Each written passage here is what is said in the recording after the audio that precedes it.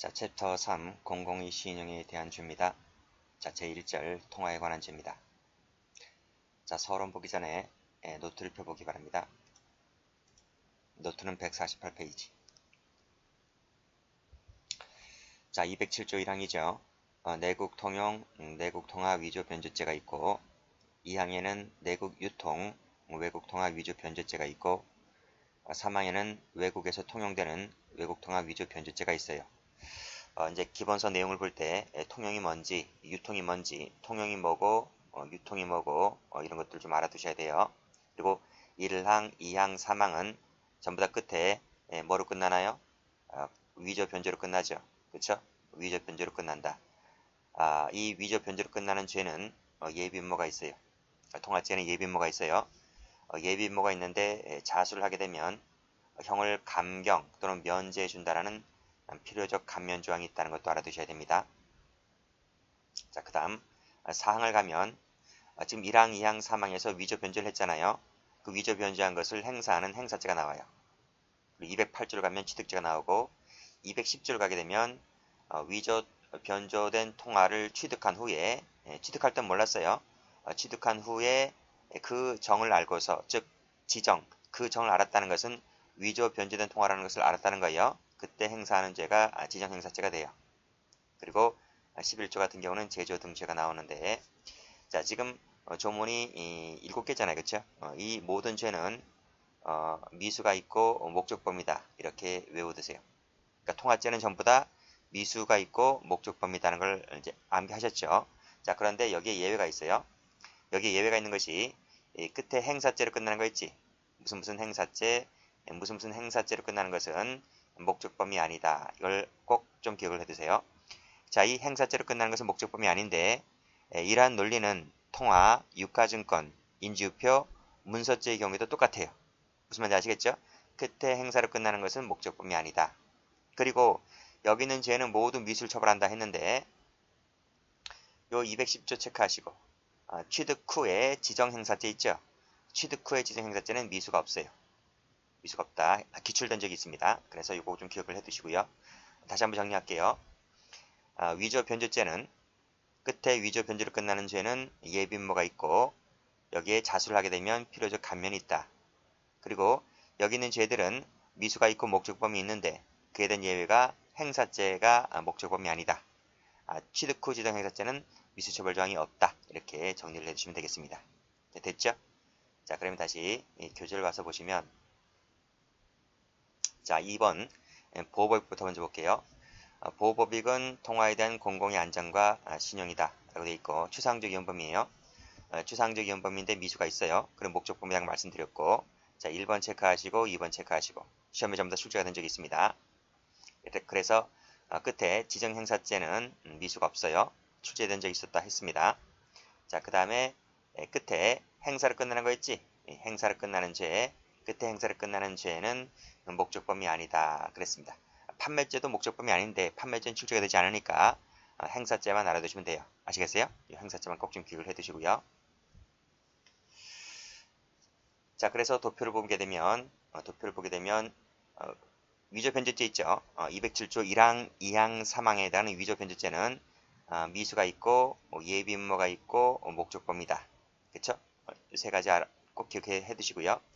끝에 지정행사죄는 미수도 없고 예비음모도 없고 목적범위도 아니에요. 행사죄니까 나머지는 잘 몰라도 돼요. 뭐 그 다음 옆에 이런 것들 나와 있는데 이런 것들 몰라도 되고요. 요 위조 변조죄하고 그 다음에 지정행사죄 요것만 잘 받으시면 돼요. 여기에서만 출제가 됩니다. 자, 올라가시면 자, 1번 보세요. 통화죄는 이제 유가증권 문서죄를 배우잖아요. 이런 죄들보다는 특별 규정이다. 특별 규정이다 하는 게 판례입니다. 따라서 본죄가 성립을 하게 되면 그 다음에 배우는 유가증권이나 문서죄는 별도로 성립하지 않습니다. 자, 뒤에서 판례에서 배울 거예요. 자, 그 다음 쭉 내려와서 자, 예비문제 나와 있지? 제가 말씀드렸습니다. 207조 1항에서 3항까지만 예비음모가 있다. 그리고 단 앞에 끊으시고 자수했을 때는 형을 감경 면제한다는 필요적 감면 조항이 있다. 그치? 제가 저번 시간에 말씀드렸잖아요. 사회적 국가적 법익에서 감경 면제한다는 말이 나오면 거의 다 필요적 감면이고요. 하나만 예입니다. 범죄단체 조직죄만 임의적 감경이었고요. 나머지는 몽땅 다 뭐다? 필요적 감면이다. 이렇게 정리를 해두세요. 자, 그러면 다음 페이지 한번 가볼게요. 자, 조문 자체가 내국 통화 위조 변조죄지. 내국 통화 위조 변조죄. 자, 1항 행사할 목적으로 목적 범위네요. 통용하는 대한민국의 화폐 지폐 은행권을 위조 변조했을 때 성립하는 범죄가 내국 통화 위조 변조죄인데 다시 한번 노트 펴볼까요? 노트를 펴보시게 되면 제가 어떻게 써놨나요? 내국에서 통용되는 그치? 내국에서 통용되는 내국 통화 위조 변조죄. 이 말이 생략되어 있는 거예요. 내국 통용이란 말이 생략되어 있는 거예요. 됐죠? 내국 통용, 내국 통화 위조 변조죄. 다시 한번 교재와 볼게요. 자, 객체 보세요. 통용하는 대한민국의 통화이다 그랬네요. 자, 이때 통화라고 하는 건 뭔가요? 통화라고 하는 것은 강제 통용력이 인정되는 것을 말한다 했어요. 강제 통용력이 뭔가요? 우리나라 돈 있지? 우리나라 돈. 한국은행권 있지? 한국은행권. 동전이나 화폐. 이것을 가지고 음식점에 가면 택시를 타면 그 사람들이 안 받겠다는 말을 못 하잖아요. 근데 미국 달러를 주게 되면 안 받는다 하잖아요. 미국 달러에서 음식점 줘봐요. 음식점 주인이 안 받지. 바꿔라 하고 하잖아요. 그렇지? 근데 여러분들이 한국에서 발행한 동전을 가지고 음식점에 갔어요. 식대가 10,000원 나왔어요. 근데 그 10,000원을 10원짜리나 100원짜리를 줘요.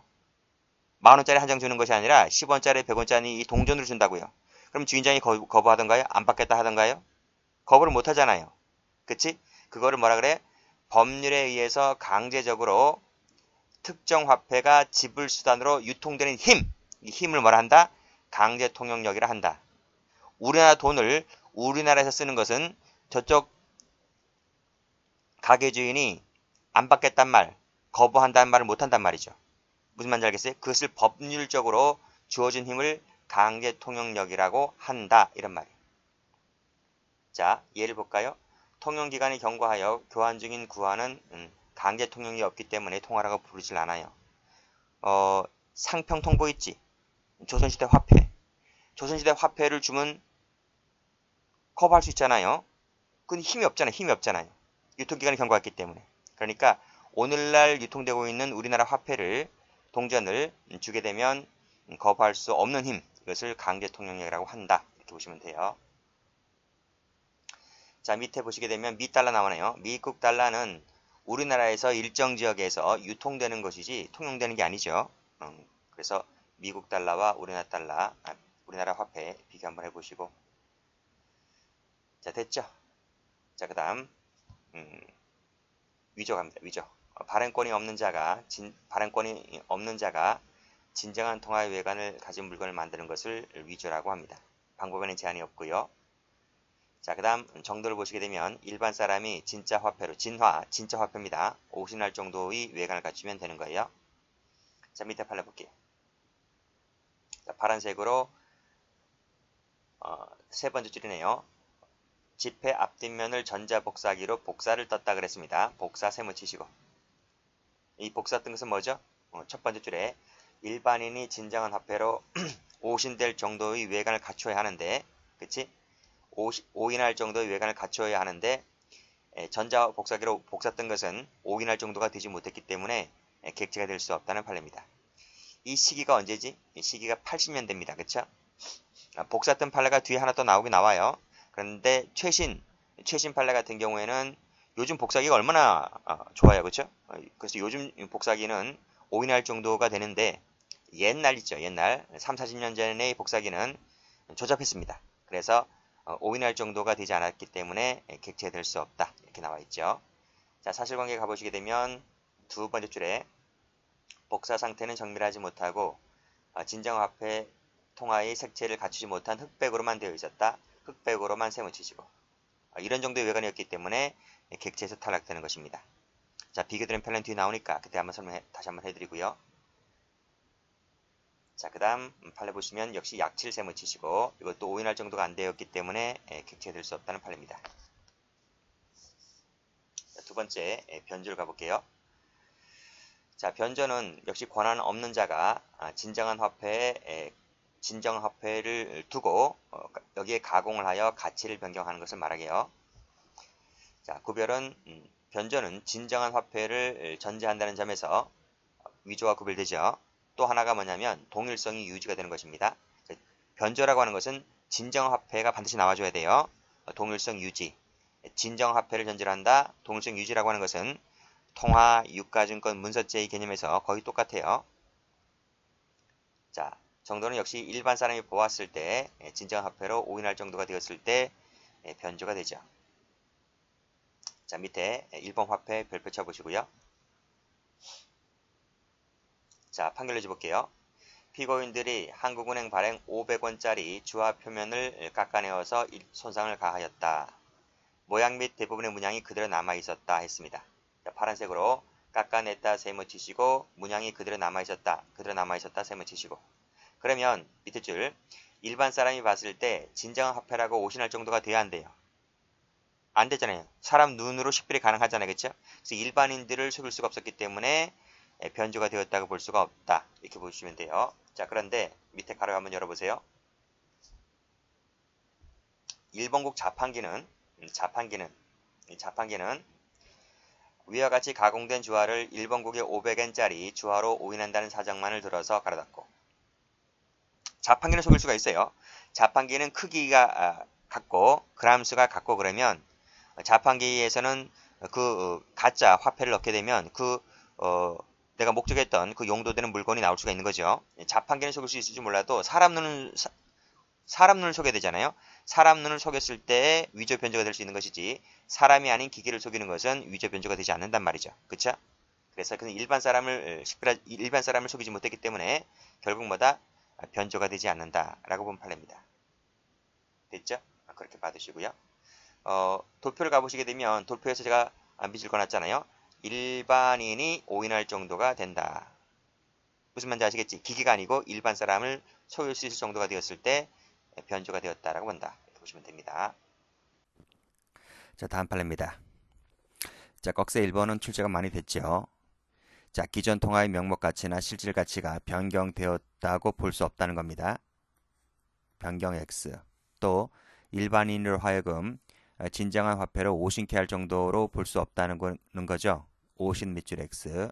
그래서 변경되었다거나 오신케 할 정도로 볼 수 없다면 변조가 아니라는 판례입니다. 자, 그 사례가 2번인데요. 원래는 자, 여기를 끊어 볼게요. 원래는 이 마지막 이 세 줄짜리가 출제가 많이 되었거든요. 그런데 최근에는 이 사실관계까지 출제가 된 적도 있습니다. 자, 어떤 판례느냐 하면 자, 진정한 통화인 미화 1달러, 2달러 지폐 발행연도, 발행번호, 그리고 재무부 상징하는 문양, 재무부 장관의 사인, 그리고 일부 색상을 고친 것. 그러면 봐봐요. 발행연도를 고쳤고, 번호를 고쳤고, 상징하는 문양을 고쳤고, 장관의 사인을 고쳤고, 일부 색상을 고쳤다면 일반인이 보았을 때 진정한 화폐로 오신케 할 정도가 되었다고 볼 수 있지 않나요? 그런데 그게 아니라는 겁니다. 그래서 이 부분은 암기를 위해요. 이것만 갖고서는 우리가 봤을 때는 오신케 할 정도인 것 같은데 판례는 그게 아니라는 거예요. 그래서 미화란 얘기 나오면 우리 앞에서 1번 화폐 나왔죠? 1번 엔화, 1번 엔화, 미화, 그 다음 페이지 가보면 스위스 화폐 나올 텐데 1번 미국, 스위스 나오면 죄가 안 된다 이렇게 외우시면 됩니다. 그래서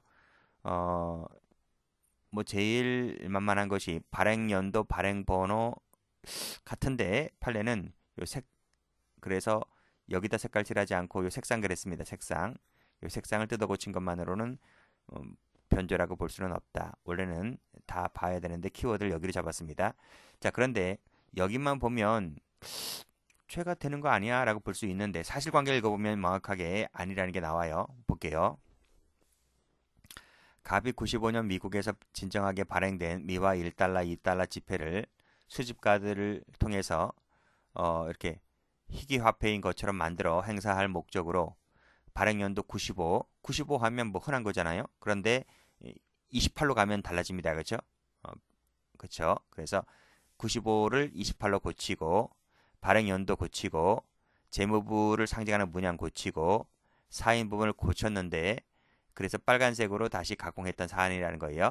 그런데 우리가 이 글자만을 보면 마치 오신케 할 정도인 것 같지만 실제로 그 원본 재판관이 봤을 때 그 원본을 봤을 것 아닙니까? 조작한 그 원본을 봤을 때는 진짜 이건 누가 보더라도 오신케 할 정도는 아니었다라는 거죠.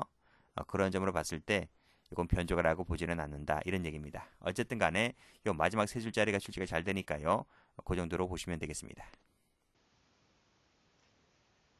자, 목적범위죠. 그래서 행사할 목적이 있어야 한다라고 했습니다. 자, 판례 별표 쳐보시고.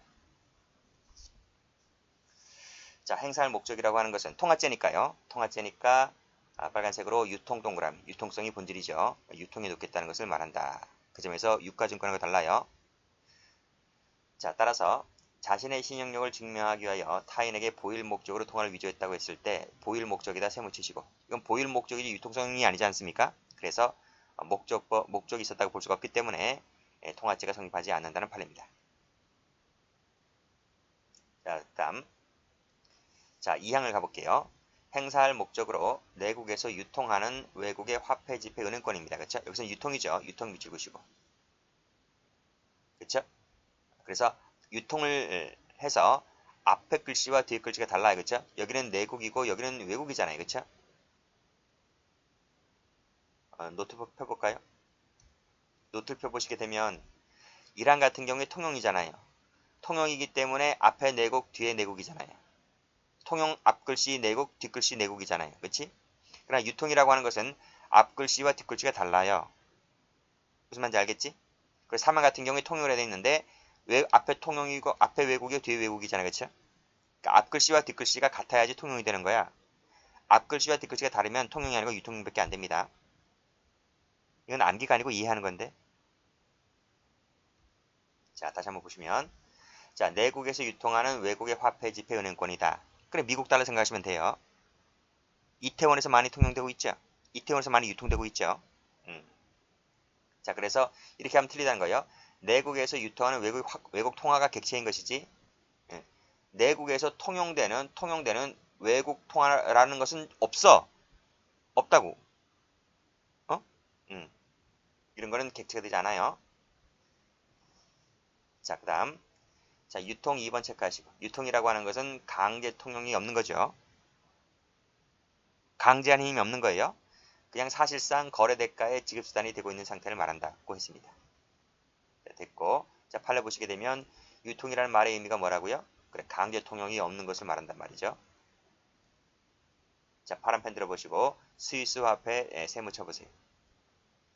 자, 98년도까지는 통용되었으나 현재는 통용되지 않고 다만 스위스 은행에서 신권과의 교환이 가능한 진폐, 한자가 참진짜지 참된 화폐입니다. 화폐가 우리나라에서 유통하는 외국 화폐에는 해당하지 않는다. 유통으로 볼 수가 없다고 봤습니다. 됐죠? 그러니까 이건 외울 수밖에 없는 거예요. 어떻게 따로 설명할 수 있는 방법도 좀 묘하고 앞에 1번 또는 이해가 쉽고 그 다음 미국 달러하고 스위스 화폐는 외우셔야 됩니다.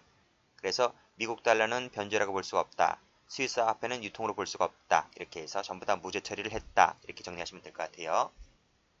됐습니다. 자, 그 다음 페이지 한번 가보시면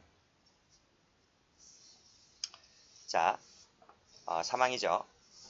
자, 행사할 목적으로 외국에서 통용하는, 그랬어요. 통용하는. 앞글씨가 외국이고 뒷글씨 외국이지, 그치? 예, 하는 화폐 지폐 은행권을 위조 변제했을 때 성립하는 범죄다. 이런 말이에요. 그러니까, 어떤 거 생각하시면 될 것 같아요? 미국에서 통용되는 미달러. 생각하시면 되잖아요. 그쵸? 아니, 그러면 여러분 이런 생각 안 하나요? 아니, 그러면 미국에서 처벌하겠지. 일본 돈이면 일본에서 처벌할 것이고, 중국 돈이면 중국에서 처벌할 것이고, 하는데, 왜 우리나라가 오지랖 넓게 그 나라에 있는 통화를 간섭합니까? 그 나라에서 처벌하겠지. 참 오지랖도 넓지 않습니까? 이걸 뭐라 불러요? 세계주의. 세계주의라고 부른다. 이렇게 학자들이 얘기를 하는 거예요. 됐어요? 다시 한번. 그래서 외국인의 국외범을 처벌하는 조항이 207조 3항이다. 이렇게 해석을 하고 있는 거예요.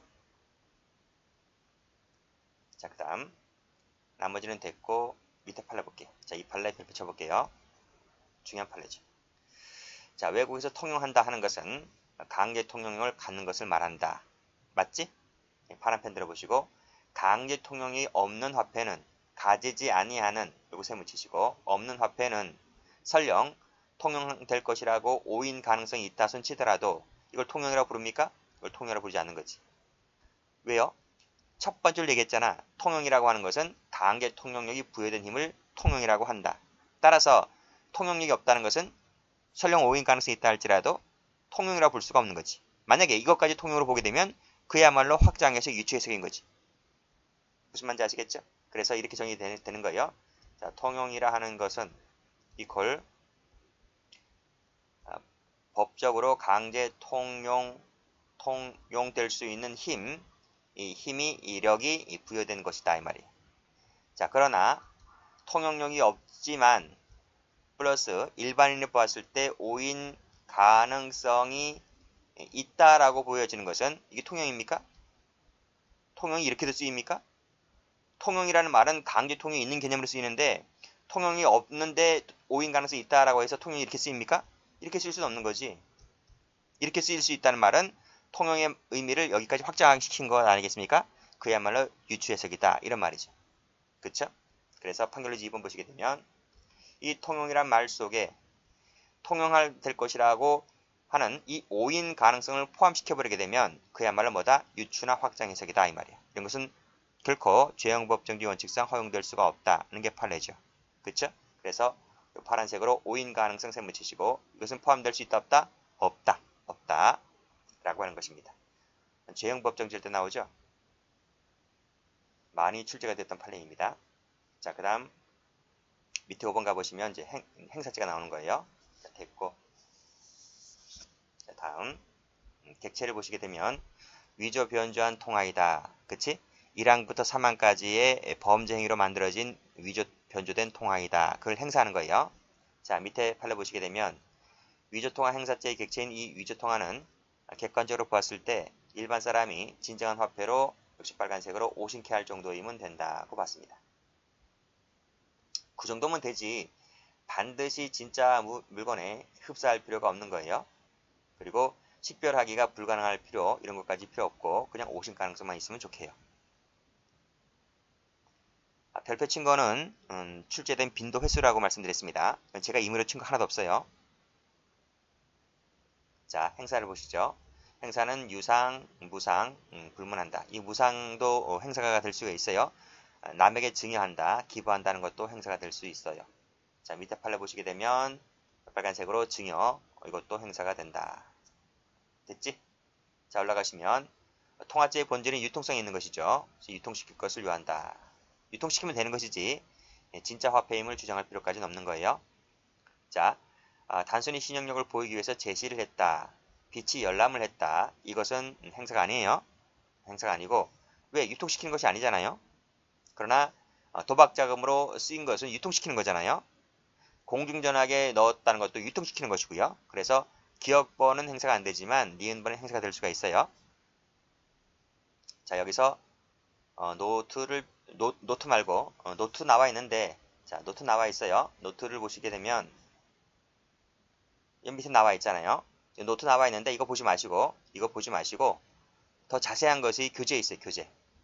네, 교재 어디에 있는가 하면 유가증권 파트, 유가증권에서 그 행사죄 파트 한번 펴보세요. 뒤로 한번 넘겨보세요. 그러면 이 도표가 한 장 나오죠. 기본서에. 거기 보세요. 자, 각종 행사죄의 비교가 나올 겁니다. 참 중요한 거예요. 그래서 여기다가 별표를 크게 박아두세요. 자, 통화죄에도 행사죄가 나오고요. 유가증권에도 행사죄가 나오고 문서죄에도 행사죄가 나와요. 그런데 의미가 다 틀려요. 자, 먼저 통화죄 볼게요. 통화죄는 유통성이 본질이라 했습니다. 그래서 통화는 유통시키는 것 자체가 행사가 될 수가 있어요. 행사가 될 수가 있다. 그러나 제시, 제출, 비치 열람은 유통성이 아니기 때문에 행사가 될 수가 없다. 없다. 됐습니까? 자, 그 다음이 정을 아는 자에게 교부하는 것 자체가 행사가 될 수 있을까? 정이라는 게 무슨 말이야? 위조 변제되었다는 그 정을 아는 자에게 주는 것 자체가 행사가 될 수 있을까? 라고 하는 것인데 될 수 있다는 거야. 될 수가 있다. 원래 행사라고 하는 것은 정을 모르는 자에게 주는 게 행사잖아요. 그치? 통화, 유가증권, 문서 전부 다 위조 변제된 정을 모르는 자에게 주는 것이 행사거든. 근데 정을 아는 자에게 주는 것이 행사이냐 이런 말이야. 근데 이 통화죄나 유가증권죄는 일정한 조건 하에 이것이 행사가 된다라고 보고 있어요. 보고 있다. 근데 문서죄는 아직 그런 판례 나오지 않고 문서죄는 되지 않는다는 판례가 있어. 무슨 말인지 아시겠지? 다시 한번 정리할게요. 정을 아는 자에게 주는 것이 행사가 될 수 있을까? 근데 통화나 유가증권은 일정한 조건 하에 이것을 허용하고 있다. 이렇게 정의를 내리시고요. 여기서는 통화죄니까 통화죄만 볼 거예요. 다시 교재를 한번 와보세요. 자, 2번 판례지. 위조 통화임을 알고 있는 자라 그랬지? 그치? 근데 받은 자가, 피교부자가 이를 유통시킬 것이라는 것을 인식 또는 예상하면서 주었다면 이 정을 알고 있는 자에게 주는 것도 뭐가 될 수가 있다? 그 자체가 행사가 될 수가 있다 라는 판례입니다. 아시겠죠? 출제가 전부 다 1번, 2번 출제 잘 되는 판례들입니다. 각각 별표를 쳐두시고 꼭 좀 기억을 해두세요. 자, 밑에 판례 1번도 별표 쳐두시고요. 자, 통화죄 앞에서 말씀드렸지. 특별관계라고 말씀드렸습니다. 그래서 통화죄가 성립할 때는 별도로 문서죄가 성립하지 않게 됩니다. 통화 동그라미 치시고 문서 밑줄 그시고 X 해두시면 되겠네요. 자, 그러나 자, 위조된 외국의 화폐, 지폐, 은행권이 강제 통용력을 갖지 않는다 했습니다. 파란펜 들어보시고 강제 통용이 없다고 했습니다. 그러면 통용은 아니지. 통용은 아니지. 자, 그 밑에 줄. 그 화폐 등이 국내에서 사실상 거래 대가의 지급 수단이 되고 있지 않대요. 않대요. 그럼 이것도 유통도 아니지. 그러면 처벌할 수 있는 게 뭐야? 207조 1항, 207조 2항, 207조 3항, 207조 4항은 행사죄인데 그렇잖아요. 지금 여기서 통용이 없다라고 했을 때는 1항으로 처벌할 수 없잖아. 3항으로 처벌할 수 없고 유통이 사실상 거래 대가의 지급수단이 되지 않는다고 했을 때 유통이 안 된다고 했잖아요. 그럼 2항으로 처벌할 수가 없네. 그러면 지금 이 통용력을 가지고 있지 않다. 사실상 거래대가의 지급수단이 되고 있지 않다라고 했을 때 1항, 2항, 3항으로 처벌할 수 없잖아요. 그럼 1항, 2항, 3항으로 처벌할 수 없으면 그에 대해 행사죄도 처벌할 수가 없는 거잖아요. 그치? 그러면 통화로 처벌할 수 있는 경우가 있어 없어? 하나도 없어요. 하나도 없다고. 자, 그러나 그 화폐 등을 행사한다 할지라도 결국 위조 통화 행사죄로는 처벌할 수 있는 경우가 없다고요. 결국 통화죄로는 처벌할 수 있는 조항이 하나도 없다고요. 그럴 때 비로소 뭐로 처벌할 수가 있다? 마지막에 위조 사문서, 요 사문서 동그라미, 사도와 동그라미 요건을 갖춘다면 사문서나 사도화로는 가능하다라는 거야. 그러니까 첫 번째 1번에서 특별관계 있다. 통화죄에 관한 죄가 성립할 때는 문서죄가 성립할 수 없다는 말은 일단 통화가 되는지를 먼저 검토를 해보고 통화가 안 될 때 비로소 유가증권을 검토하든 문서를 검토하든 하라는 거예요. 그치? 그래서 2번 같은 경우에 통화죄를 먼저 검토해보니까 통화죄가 성립할 것이 아무것도 없기 때문에 문서죄를 가보니까 문서죄는 될 여지가 있다면 문서죄로는 처벌이 가능하다. 이렇게 보았습니다. 아시겠죠? 이 판례도 중요하니까 잘 봐두시고요. 타제와의 관계 봅니다.